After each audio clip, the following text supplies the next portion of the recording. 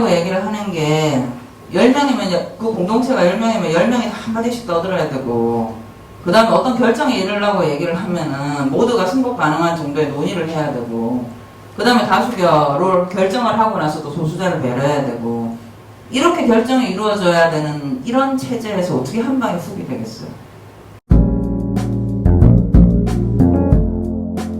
자, 지금 오늘 제가 그 준비한 내용은 그러니까 정치개혁이라고 얘기를 하면 통상 정치가 A라고 하는 상태에서 B가 되든 C가 되든 D가 되든 어떤 현재태를 변화시키는 것을 개혁이라고 하는데요.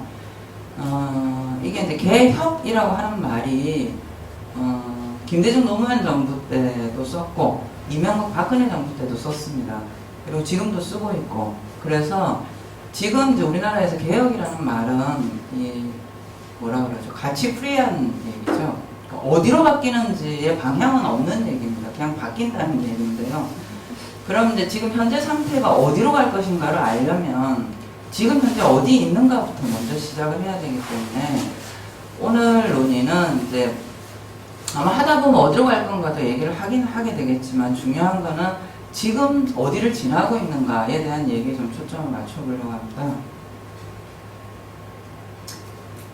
들어가는 인트로로 왜 이런 걸까를 좀 생각을 해보려고 하는데요.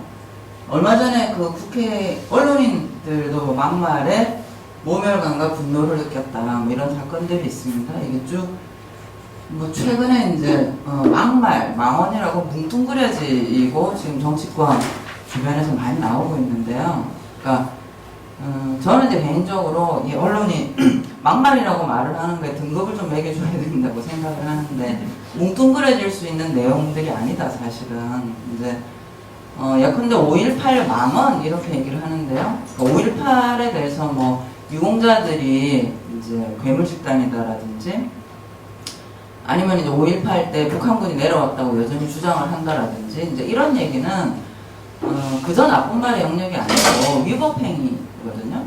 그러니까 5.18의 진상규명에 대해서는 우리가 지난 30년 민주주의를 하면서 5.18 그 광주민주화운동 진상규명에 관한 법률을 도입을 해서 그 법률에 따라서 조사위원회를 꾸려서 그 조사위원회에 따라서 조사한 결과가 있습니다. 그리고 유공자 집단은 5.18 민주 유공자 예우에 관한 법률이라고 하는 게 국회가 통과했고 그 유공자 심의위원회에서 법적 절차에 따라서 선정한 집단이거든요. 그러니까 유공자가 괴물을 인정할 수 없다거나 또는 5.18에 북한이 내려왔다 이런 것은 그렇기 때문에 법률에 따른 국가기구가 공속 확인한 어떤 사실을 부정하는 얘기이기 때문에 위법행위다라고 분명히 말을 해줘야 된다고 생각이 들고 또는 이제 두 번째로는 이 혐오 발언들이 있죠. 그게 뭐 환자에 대해서 혐오 발언을 하기도 하고 특정 소수자 집단이라든지 뭐 여성이라든지 이런 이제 혐오 발언들의 영역은 아직 법률화되어 있지는 않았지만 예컨대 포괄적 차별금지법이 도입되어 있는 유럽 국가들을 기준으로 본다면 이것도 위법행위가 되는 거죠. 그러니까 그렇지만 우리 사회에서 점점 지난 30년 동안 이 선은 넘어가지 말자라고 만들어왔던 것이 막 넘어가고 있는 이런 거는 이제 분명한 혐오 발언이 되는 것이고 그 외에 이제 자기들끼리 싸우면서 좀 험한 말 하는 거는 그거 어쩌겠어요. 서로 그렇게 싫은데. 그러니까 그 정도로 좀 등급치가 필요하다고 생각을 해요. 저는. 근데 어쨌든 간에 지금 막 쏟아져 나오는데 최근에 이제 언론에서 이거를 뭐 국회 막말 이대로 좋은가라든지 어쩌다 우리 국회가 이렇게 됐나라든지 이제 이런 얘기들을 하게 되는데 이제 저는 그런 보도를 보면서 좀 불만인 게 뭐냐면 그 전제는 17대 국회보다 18대가 더 나빠졌고 18대보다 19대가 더 나빠졌고 19대보다 20대가 지금 더 나빠졌다라는 전제에서 그 얘기를 하거든요. 근데 저는 지금 20대 국회에서 나오는 이런 나쁜 언어들은 질적으로 좀 다르다고 생각을 합니다. 그리고 상황 요인이 크다. 그러니까 국회의원 전반이 그렇다면은 예컨대 자유한국당의 특정 의원님들이 요만큼 하고 10%의 자유한국당 의원님들이 막 나쁜 말을 쏟아내면 더불어민주당에서 한 10% 나오고 정의당에서 한 10% 나오고 이래야 되는 거잖아요. 그러니까 이게 일단 19대에 그 단적으로 비교를 하면 19대의 새누리당 의원이나 18대의 한나라당 의원들은 이러지 않았습니다.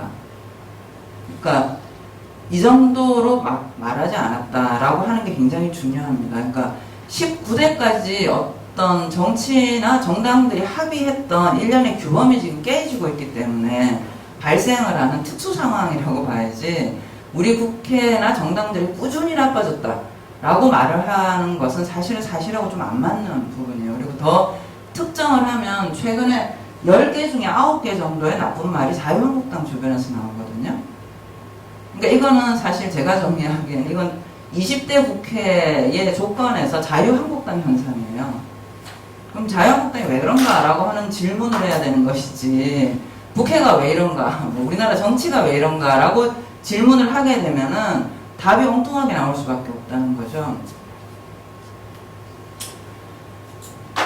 이 부분도 그렇습니다. 지금 국회가 최악의 20대 국회, 이번에는 반쪽 국회, 지금 문 열었는데, 이제 어쨌든 자유한국당이 아직 안 들어가고 있습니다.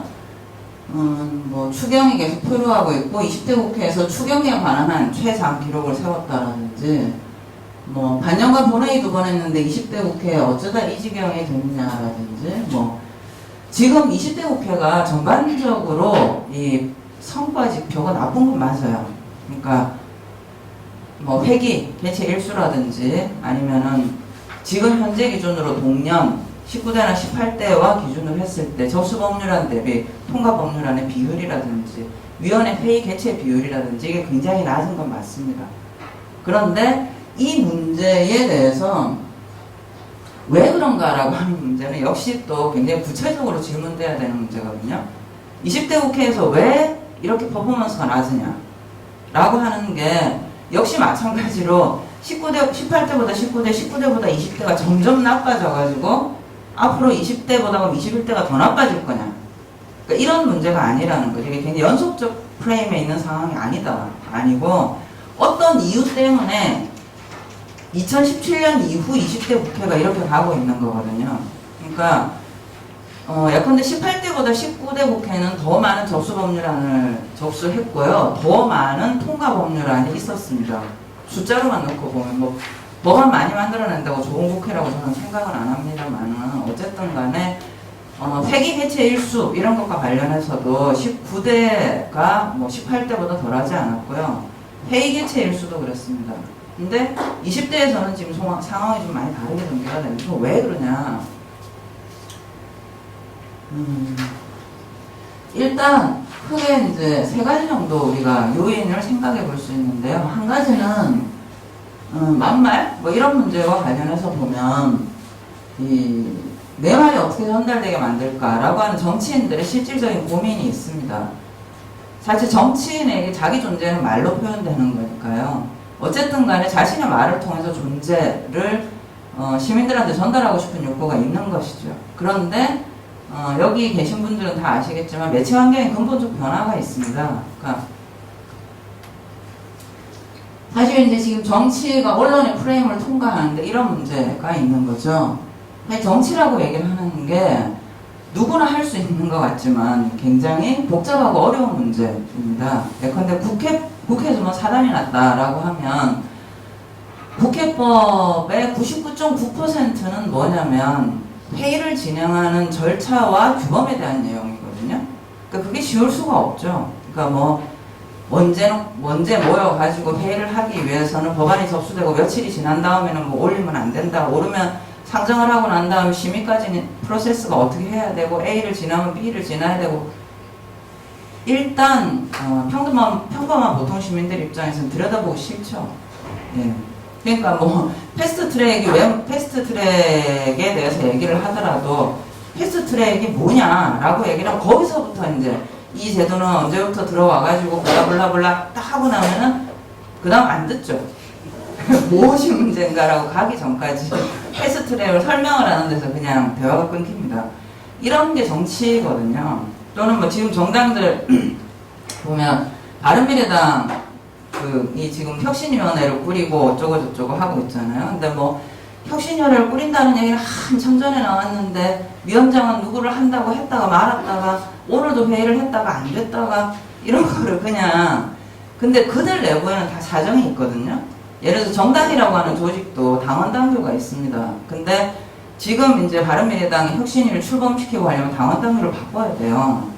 그러니까 당원 당규를 바꾸는데 그게 이제 뭐 규정을 바꾸거나 법을 바꾸는 문제는 원래 어디서나 쉽지 않습니다. 민원연에서도 정관이 있을 텐데 정관 하나 바꾸려고 그러면은 뭐 정족수 채워야 되고 뭘 채워야 되고 다 그렇잖아요. 그러니까 그 정당에서 하는 일도 그렇거든요. 뭐 하나 바꾸려고 하면은 온갖 프로세스 규범을 다 지켜야 돼요. 그러다 보니까 되는 것도 없고 안 되는 것도 없고 그러다가 어느 날 까먹고 있으면 갑자기 뭐 했다 그러고 이런 게 정치에 대한 문제이기 때문에 참 설명하기가 어려워요. 그리고 이제 또 하나 정치는 정치가 뭘 하는 것이냐라고 얘기를 하면 가장 간단한 정의는 정치는 갈등을 다루는 거거든요. 다툼을 다루는 것이고 갈등을 다루는 게 정치입니다. 그러다 보니까 갈등이라고 얘기하는 거는 A가 있으면은 반드시 상대방이 있는 관계잖아요. 혼자 갈등할 수는 없으니까. 그러니까 상대방이 있는 주체들 간의 갈등을 다루는 문제이기 때문에 이 역시도 참 잘하기도 어렵고 설명하기도 어렵습니다. 예컨대 그 유치원 3법 뭐 이런 게 있었잖아요. 그럼 이제 원장님들이 한 축이 있을 거고 사립 유치원에 애를 보내는 부모님들이 또 한 축이 있을 거고 그 다음에 이제 이분들 양자를 지켜보는 이 이해 당사자 이외의 사람들이 있을 거란 말이에요. 그러면 정치인이 이 사태를 설명을 하는데 이 가급적 중립적 언어를 써야 될 거 아니에요. 잘못하면 원장님 편이라고 욕먹을 거고 잘못하면은 원장님 욕한다고 욕먹을 거고 근데 이 중립적 언어를 쓴다는 게 여러분들도 다 말을 가지고 하시는 분들이라 잘 아시겠지만 굉장히 어렵습니다. 나의 의도는 전혀 그렇지 않았으나 결과적으로 편향되어 있다고 욕먹기가 일쑤죠. 그게 이제 말이라고 하는 게 어려움인데 그러다 보니까 이 정치인의 입장에서 생각을 할 때는 이 정치라고 하는 게 참 설명하기가 어려워요. 그런데 언론은 너무 많아졌어요. 지금 매체 환경이 그렇죠. 1인 미디어까지 지금 진짜 많습니다. 그러니까 이 언론 시장을 뚫고 도대체 어떻게 내 말을 시민들한테 전달할 것인가 라고 하는 게 늘 정치인들한테는 고민이에요. 근데 과거에 이 기관 매체 몇 개가 언론 시장을 독점적으로 했던 또는 뭐 독점적인 영향력을 가졌던 이런 시장에는 그 기관 언론들의 규범치가 있죠. 뭐 요런 거는 기본적으로 받아준다 이런 게 룰이 있었는데 지금 그게 다 깨졌어요. 그러니까 정치인들은 어디다가 주파수를 맞춰야지 자기 말이 시민들한테 전달이 될지 굉장히 괴롭습니다. 그래서 뭐 1인 TV 만들어가지고 유튜브에 런칭도 하고 그렇게 하는데 뭐 그렇다고 해서 사실 국회의원이 300명인데 그 사람들이 다 런칭한다고 시민들이 봐줄 것도 아니잖아요. 그러니까 어떻게 투과를 해야 될 것인가 이런 게 이제 늘 정치인들의 고민인데 언론들 입장에서 보면은 또 그런 거죠. 착한 말은 기사가 잘 안 되죠. 얘가 이렇게 특히 우리나라에서는 정치인의 미담은 기사가 안 되죠. 왜냐하면 안 읽어주니까. 잘한 일도 기사가 잘 안 됩니다. 누가 굉장히 잘했다 하더라. 이거는 뭐 아주 전국적인 이슈가 될 만큼 큰 사건에서 뭘 잘한 게 아닌 다음엔 국회에서 법안 처리를 하는데 1년 내도록 이해당사자의 갈등을 잘 조정을 해가지고 법을 통과시켰다더라. 그러면 그거를 보는 시민들은 그럴 거 아니에요. 네가 월급 받아 하는 일이 그건데 그게 뭐 잘했다고 기사가 되냐. 그러니까 언론도 유권자들한테는 이제 자극적인 아이템을 전달하게 된단 말이에요. 그러니까 이런 매체 환경하고 언론이 걸러내는 시스템이 합쳐지면서 이 정치 주체들한테 자꾸 더 강하게, 더 자극적으로, 무조건 차별적으로 이런 푸시 압력이 지금 강해지고 있는 게 현실이에요. 그래서 이런 이제 근저적으로 보면은 매체 환경 변화에 적응을 하고 있는 면이 있다. 지금 이제 말들이 험해지는 게. 그런데 그럼에도 불구하고 우리는 질문해봐야 되는 게 뭐냐면 누군가는 이 방식이 아닌 방식으로 적응을 하잖아요. 문제는 300명의 국회의원이 다 이러고 있으면은 우리가 매체 환경의 핵심 변수구나 이러는데 300명이 다 이러고 살지는 않거든요. 일부만 그러고 살죠. 이 두 번째 변인이 뭐냐면 이제 첫 번째는 사실은 되게 장기적이고 근저적으로 흐르는 매체 환경의 변화 요인인데요. 두 번째 요인은 어디다 조준을 해야 될지 모르는, 그러니까 지금 굉장히 과도적 정치 상황의 한 산물이라고 보여져요. 그러니까 이게 여기 지금 제가 가지고 온 데이터가 이 제일 왼쪽이 언제 정당 지지율이냐면 2013년 1월 달이에요. 그러니까 박근혜 정부 출범 직후 시점의 정당 지지율이고요. 이 두 번째 그래프는 2016년 10월에 이 파동이 나기 직전인 2016년 9월달 정당 지지율 데이터고요. 이거는 좀 전에 나온 2019년 5월달, 그러니까 지금 바로 이제 지난달 정당 데이터, 갤럽 데이터입니다. 이거는 이제 이 데이터가 보여주는 게 뭐냐면요. 정당 체제가 바뀌었다, 제1당이 바뀌었다 라고 하는 건 아직 몰라요, 사실 제가 보기엔. 근데 시스템 체인지가 일어나고 있는 건 확실하다는 거죠. 이게 여기 보시면 자유한국당이 2013년 1월 달에 42%였다가 33%로 2016년 17년 촛불 국면이 있었고 지금 24%까지 떨어졌거든요. 근데 이게 그 당에 소속된 정치인들 입장에서 보면 규범의 패닉 상태가 와요. 이렇게 되면 그 당의 정치인의 입장에 대해서 한번 생각해 보시면 42%의 지지를 받았다. 그럼 이분이 일주일 동안 만나는 사람이 10명이라 치면 10명 중에 4명한테 칭찬받고 살았던 거거든요. 근데 지금은 10명 중에 한 2명 정도만 칭찬받고 8명한테 욕먹고 살고 있는 거예요. 굉장히 그러니까 한편으로 생각을 하면은 여기서 여기로 가고 싶죠. 가고 싶은데 문제는 여기서 여기로 가는 것이 지금 시스템적으로 가능하지가 않아요. 그러니까 내년 총선을 굉장히 잘 치른 다음에는 또 어떻게 될지 모르는데, 그러니까 이게 이제 어떤 거냐면 흔히 정치인들도 그렇고 시민들도 그렇고 되게 헷갈리는 게 정당의 지지율 변동은 선거하고 선거 사이에는 잘 안 일어나요. 선거하고 선거 사이에는 되게 박스권에 있습니다. 그러니까 특정 정당이 깨지거나 합해지거나 뭐 이런 경우가 아닌 다음에 그 당이 그대로 연속된다는 전제에서 보면 이게 왜 그러냐면 유권자들의 인식이 그렇기 때문이에요. 그러니까 선거하고 선거 사이에 유권자들은 대다 바쁘잖아요. 그 경제활동도 해야 되고 먹고도 생활도 꾸려야 되고 쉬는 날에 좀 쉬어야 되고 이렇기 때문에 선거하고 선거 사이에는 이 당이 어떻고 저 당이 어떻고 이걸 깊게 생각을 못해요. 근데 선거 때 돼가지고 이제 내가 책임 있는 결정을 해야 된다라는 상황에 처해야 그동안 이제 4년 동안 내가 쌓아놨던 정보를 까먹고 있었던 정보를 정보조작 창구에서 꺼내는 거거든요. 꺼내는데 이게 굉장히 재밌는 게 뭐냐면 여러분들이 보기엔 아이가 키가 커 보이세요? 작아 보이세요? 응? 커요. 누구보다 커 보여요? 김원수. 네. 그렇죠. 저는 아마 김원경 처장님보다는 클 거예요. 그죠? 근데 죄송하지만 저 두 번째 줄 그 남자분, 안경 쓴 남자분 성함이 어떻게 되시죠? 임동준님. 예. 아마 저는 동준 씨보다 작을 겁니다.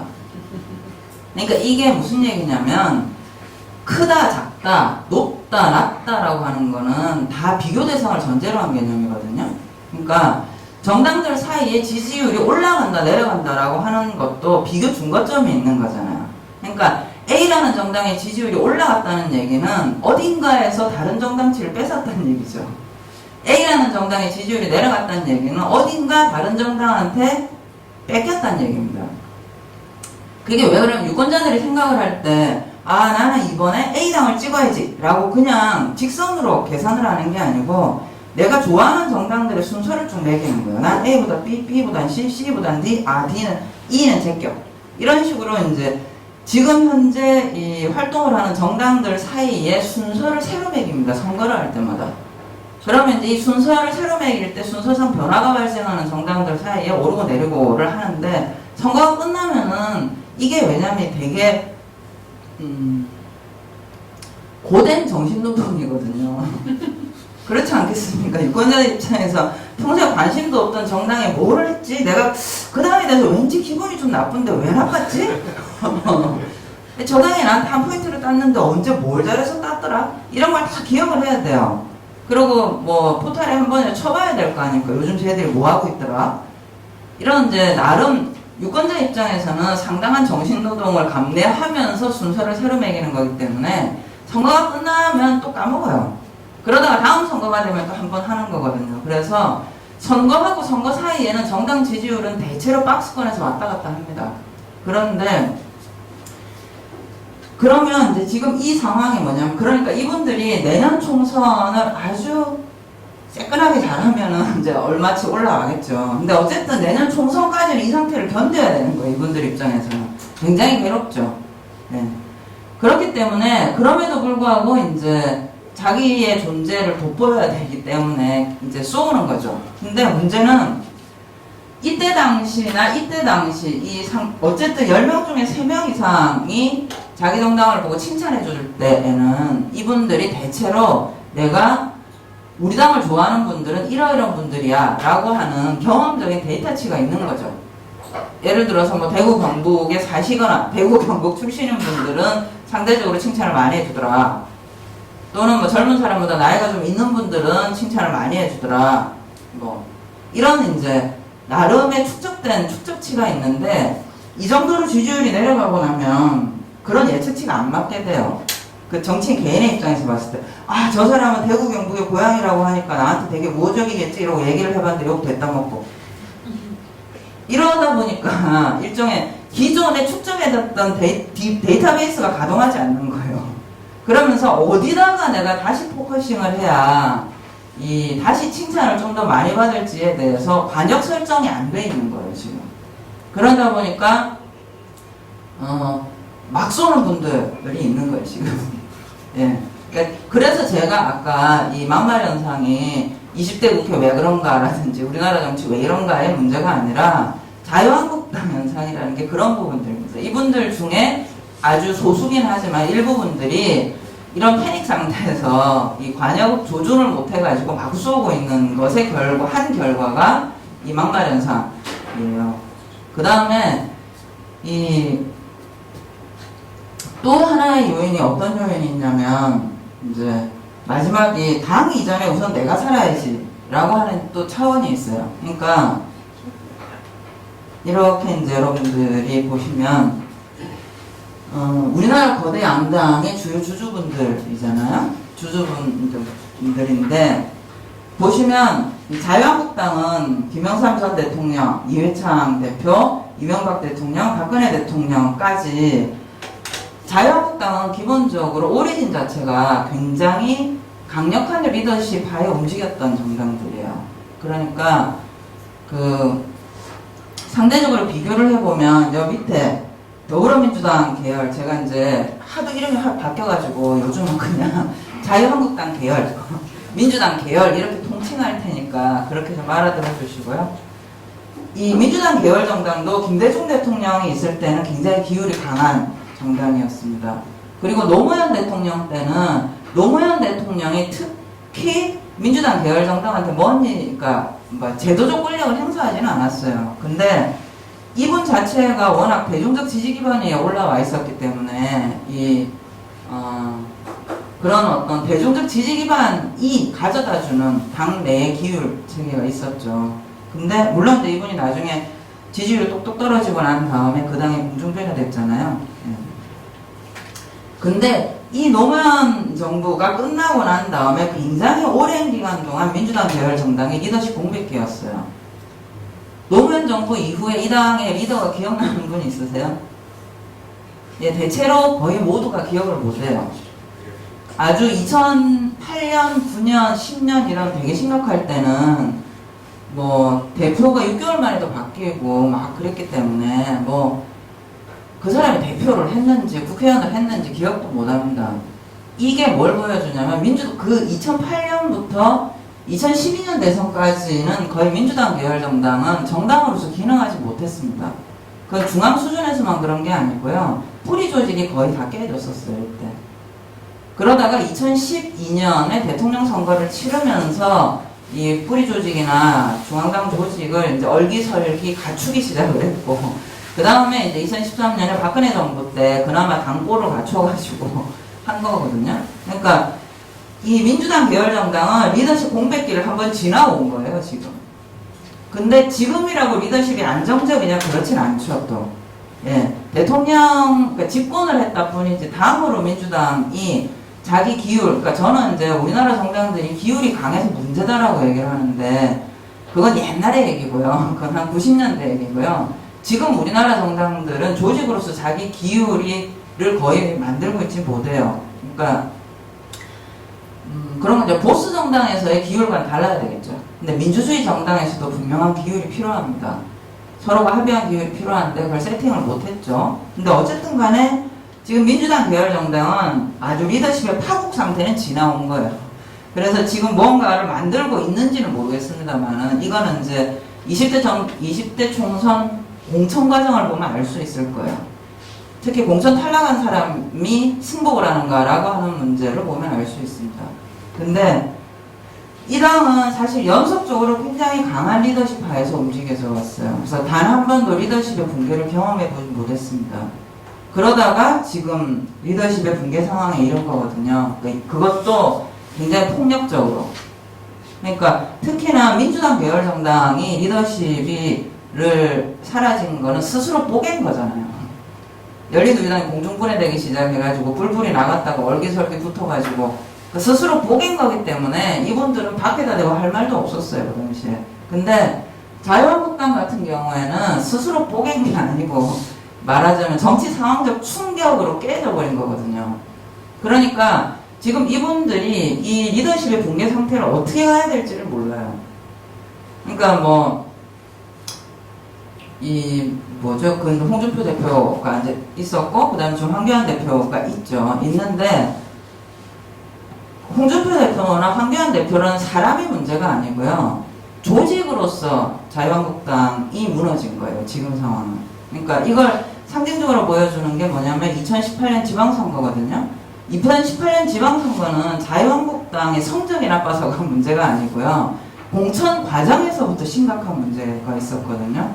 근데 그 공천 과정이 일단 정당의 룰이 제대로 작동하지 않았고요. 그 다음에 많은 뿌리 조직이 이탈해가지고 민주당 후보로 손들고 특히 그 영남 지역에서 많이 그랬습니다. 이게 이제 이 내부자들한테 주는 데미지는 굉장한 거예요. 여태까지 이 정당은 외부자가 들어오는 것만 봤지 나가는 꼴을 본 적이 없는 당이거든요. 충격이 굉장히 큰 겁니다, 지금. 그러니까 아까 왜 당은 어떻게 될지 모르겠고 나는 살아야 되겠고 라고 하는 게 지금 일종의 이 정당의 주요 구성원들의 멘탈이에요.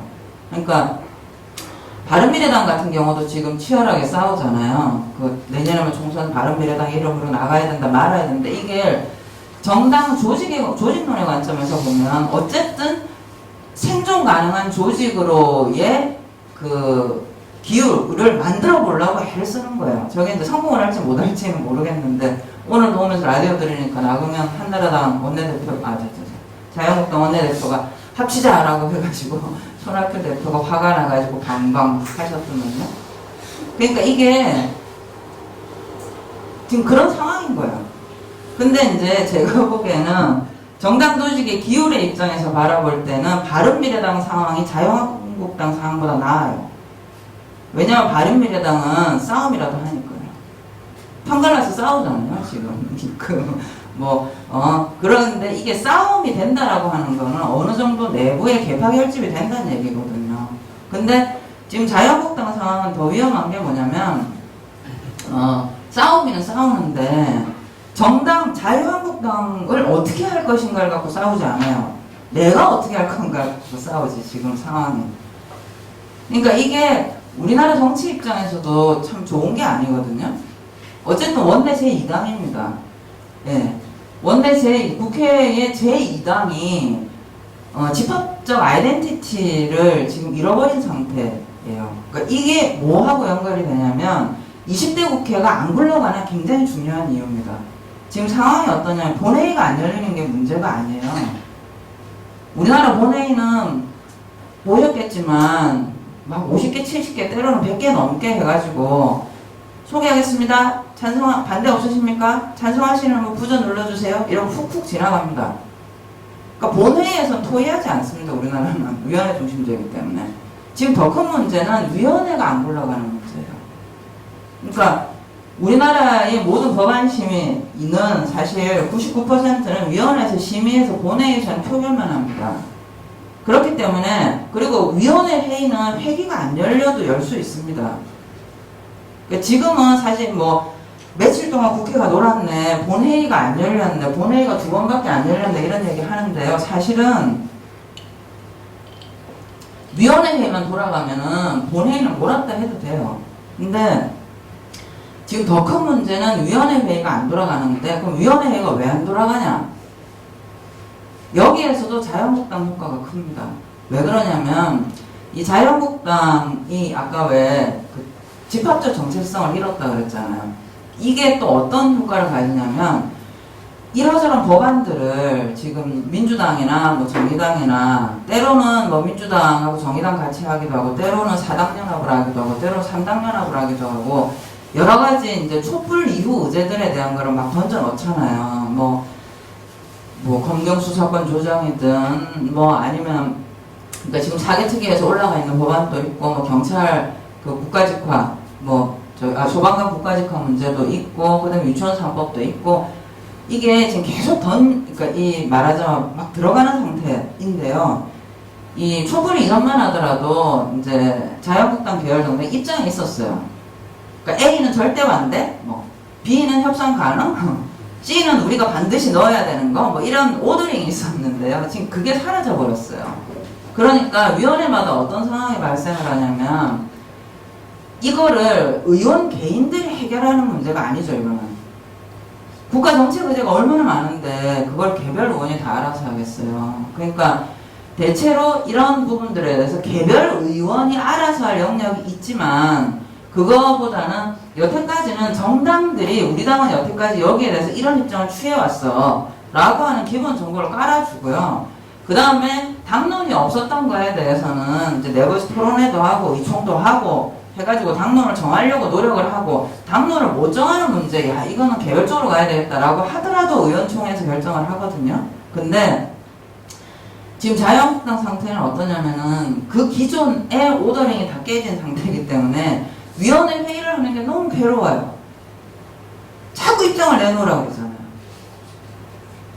그러니까 거의 당론이 없다시피 한 상태인 거예요, 지금. 그런데 자꾸 막 이 당 저 당에서 입장을 내놔라, 우리는 이거는 꼭 해야 되겠다, 그럼 반대만 하지 말고 입장을 내놔라 이러고, 지금 선거제도 개혁에 대해서 왜 자꾸 시간만 끄니, 입장을 내놔라, 뭐 권력기구 개혁에 대해서 입장을 내놔라, 자꾸 이렇게 얘기를 하는데, 그게 뭐냐면은 아주 전략적 고려하에서 안 내놓는 게 아니고요, 없어요 지금. 이게 더 심각한 상태인 거죠. 그러니까 이 자유한국당 의원들이 위원회 회의마다 차고 앉아 있을 거 아니에요. 그러니까 이분들의 입장에서 생각을 하면 위원회 회의 나가는 거 얼마나 괴롭겠어요. 자꾸 입장 내놓으라 그러고, 자꾸 의사 진행하자 그러고. 지금 그런 상황이기 때문에 20대 국회가 지금 운영되기가 굉장히 어려운 조건에 처해 있는 거예요. 그러니까 이 제1야당이자 원내 제2당인 당이 말하자면 조직으로서 브레이크다운 되어져 있는 이런 상황 자체로부터 이 20대 국회에 어려움도 있는 거고요. 20대 국회에서 예전에 안 하던 정치인의 언어들이 막 나오고 있는 거예요, 지금. 그래서 되게 지금 상황이 과도기적인 상황인 거죠. 근데 이 과도기라고 얘기를 하는 게, 우리가 흔히 과도기라고 얘기하면 어감상 되게 짧게 끝날 것 같잖아요. 근데 언제 끝날지는 모릅니다. 네. 예를 들어서 뭐 이 당에서 리더십이 붕괴되고 난 다음에 복구되기까지 이렇게 긴 시간이 걸릴 줄 알았겠어요? 그러니까 이게 어디로 이게 예를 들어서 그나마 이 당은 사정이 나요. 왜냐면 어쨌든 거꾸로졌다가 돌아왔으니까. 근데 지금 이 자유한국당 상태는 여러 가지 경로가 열려 있는 거예요. 이렇게 돌아올 수도 있고, 그 다음에 이제 이 상태를 해결을 못한 상태로 상당히 오래 갈 수도 있고, 아니면은 아예 폭발을 할 수도 있고. 그래서 사실은 이제 이게 뭐냐면 전체로 우리 정치를 굉장히 불안하게 하는 요인이 되고 있는 거예요, 지금 상태가. 그러니까 이거는 이때를 돌려보면은 아는데요. 18, 19대 때 민주당 계열 정당이 비슷했어요. 왜냐면 리더십이 깨져버렸기 때문에. 제가 지금 자유한국당 의원님들이 위원회만 들어가면 괴롭다 그랬잖아요. 이때 이 당도 그랬어요. 그러니까 18, 19대 때 민주당 계열 상당대로 원내 전략이 굉장히 유연하지 않았고, 그 다음에 이제 그랬거든요. 그러니까 이게 지금 이제 우리 정치가 지나고 있는 한 단계를 보여주는 거다. 그러려면 이제 지금 우리가 어떤 과도기, 얼마나 될지 모르는 과도기를 지나고 있는 건 맞다. 그럼 이제 어떤 과도기냐를 우리가 데피니션을 해야 지금 이제 어딘가를 얘기를 할 수 있는데요. 이게 이제 이 우리나라 정치를 한 장에 딱 놓고 그릴 수 있는 그림이거든요. 그러니까 여기를 딱 보면 첫 번째 우리가 되게 흥미로운 게 뭐냐면 이 우리나라 정치는요 아주 규칙적으로 10년마다 사단이 났어요. 정부 수립하고 50년에 전쟁 났고 혁명 났고 그 다음에 유신 났고 광주 났고 그 다음에 민주화하고 나서도 10년 만에 외환위기 왔고 그 다음에 2008년에 광우병 때문에 이제 난리가 났고 17년에 박근혜 전 대통령 탄핵이 있었고 그러니까 이런 거를 보면서 이제 짧은 주기로 사회가 굉장히 격변을 겪는다고 얘기를 하거든요. 근데 이렇게 짧은 주기 한 10년 단위로 사회가 확 엎어지는 경험을 한 사회는 얘 사는 사람들의 특징이 어떤 걸 것 같으세요? 우리들 자신의 얘기죠. 이런 10년마다 난리가 나는 나라에 살고 계신 여러분들은 어떤 특징을 가지고 계시는지 한번 객관화 시켜보시죠. 첫 번째, 정치적으로 스테이블한 상태를 우리는 가져본 적이 없어요. 늘 말하자면 내일이 어떻게 될지 모르는 정치를 경험을 했기 때문에 언제로 돌아가자 이런 게 없잖아요, 우리는. 네. 또는 뭐 어떤 형태로 가자 이런 것도 없어요. 그러니까 항상 불안정한 정당 체제에 어떻게 보면 사람들이 길들여져 있는 거죠. 그러니까 이게 이제 다른 면으로 보면요. 워낙 짧은 주기로 정치가 움직였기 때문에 이렇게 왜 한 방에 훅 이런 거죠. 한 번에 샥 엎어버리고 싶고 막. 그러니까 짜실짜실 가는 거를 못 견뎌하죠. 근데 민주주의라고 얘기를 하는 게 원래 굉장히 구질구질하고 더디고 그런 게 민주주의거든요. 한 방에 훅 이거는 민주주의에서 사회가 변하는 방식은 아니에요. 그리고 독재에서는 한 방에 훅이 되죠. 근데 민주주의라고 얘기를 하는 게 10명이면 그 공동체가 10명이면 10명이 다 한마디씩 떠들어야 되고 그 다음에 어떤 결정에 이르려고 얘기를 하면은 모두가 승복 가능한 정도의 논의를 해야 되고 그 다음에 다수결을 결정을 하고 나서 또 소수자를 배려해야 되고 이렇게 결정이 이루어져야 되는 이런 체제에서 어떻게 한 방에 훅이 되겠어요. 그러니까 그런데 우리 사회는 10년마다 사단이 나서 막 팍팍 바뀌었단 말이에요. 그러니까 지금도 그렇습니다. 지금도 이 시민들의 기본 정념이 어떤 정념이요? 되게 지금 돌아가는 변화의 속도를 견디기 힘들어하죠. 한 방에 훅 하고 싶은 욕구가 굉장히 크죠. 그러니까 그런 이제 정치적인 어떤 시민들의 정서라고 하는 것들을 내면화하게 만드는 거죠. 이런 사회에서는. 그 다음에 두 번째로는 이런 사회의 특징 중에 하나는 세대 간의 대화가 안 된다는 거. 그러니까 이게 우리 사회에서 세대 간의 대화가 안 되는 게요. 특별히 시민들의 문제라기보다 사회가 변화를 이렇게 해와서 그래요. 그러니까 뭐냐면 그럴 거 아닙니까? 유신세대에 살았던 분들은 니들이 유신을 알아? 그럴 거고요.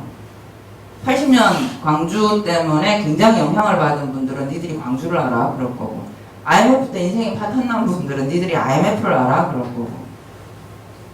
그러니까 아주 단절적으로 촘촘한 정치 세대들이 나무의 나이테처럼 이렇게 착착착 이렇게 모여있는 게 지금 우리 사회거든요. 근데 각 세대별로 굉장히 색깔이 분명한 거예요.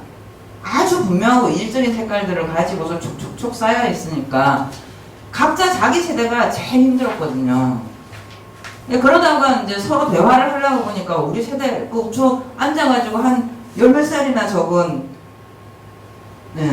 열 몇 살이나 적은 사람이 또는 20 몇 살이나 적은 사람이 나를 무시한단 말이죠. 근데 또 젊은 세대 입장에서 보면은 옛날 고리적 얘기를 하는데 지금 자기들이 얼마나 힘든지는 전혀 이해하려고 들지 않는 거죠. 근데 이게 이제 인간 사회에서 관계가요, 서로를 이해를 하려면 기본적으로 여유가 좀 있어야 돼요.